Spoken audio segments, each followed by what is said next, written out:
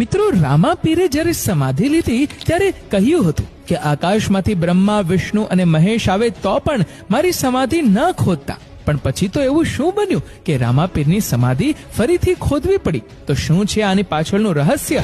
આવો જાણીએ આજના આ વિડીયોમાં. હરભુજી એટલે રામાપીરના માસિયાઈ ભાઈ, પણ ભાઈ કરતા પણ બંને જણાની મિત્રતાનો નાતો વધારે. દેવ એકબીજાને મળે નહીં ત્યાં સુધી ચેન પડતું નહીં. રામાપીર રણુજાથી ઘોડી લઈને ચાલતા થાય અને હરભુજી બાજુના ગામમાંથી ઘોડી લઈને આવે. આમ અધ વચ્ચે બંને ભાઈઓ ભેગા થાય, કહુબા પાણી કરે અને સુખ દુઃખની વાતો કરે. કોઈક દિવસ જ એવો હોય કે બંને ભાઈ એકબીજાને મળે નહીં. આટલો અદ્ભુત બંને વચ્ચે પ્રેમ હતો. એકવાર રામાપીરને એમ થયું કે મારે હવે સમાધિ લેવી જોઈએ, મારું જીવન કાર્ય મારે સમાપ્ત કરવું જોઈએ. પણ એમને બીક હતી કે હરભુજી મને સમાધિ લેવા દેશે નહીં. એટલે એમને આ વાતની જાણ હરભુજીને કરવી નહોતી.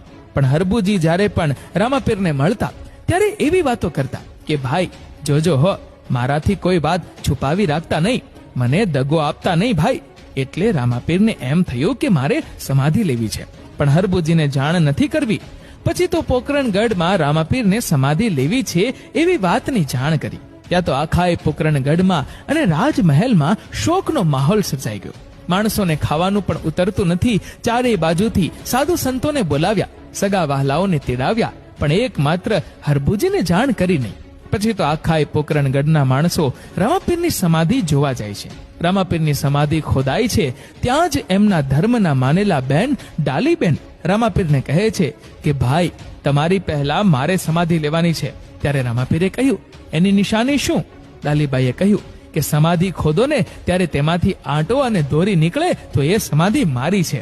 પછી તો સમાધિ ખોદાણી અને એમાંથી આંટો ને દોરી નીકળ્યા અને એમાં સૌ પ્રથમ ડાલીબાઈએ સમાધિ લીધી અને બાજુમાં બીજી સમાધિ ખોદાઈ અને એમાં રામાપીરે સમાધિ લીધી.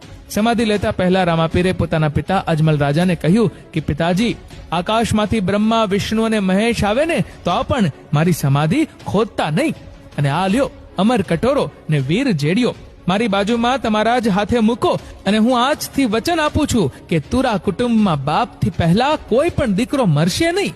આટલું બોલી અજમલ રાજાને વીર ગેડિયો આપ્યો અને એમના જ હાથથી એમને રામાપીરની બાજુમાં મૂકીને સમાધિ ઉપર માટી અને ફૂલ વાર્યા. પછી તો બધાય રાજમહેલ તરફ પાછા વળ્યા.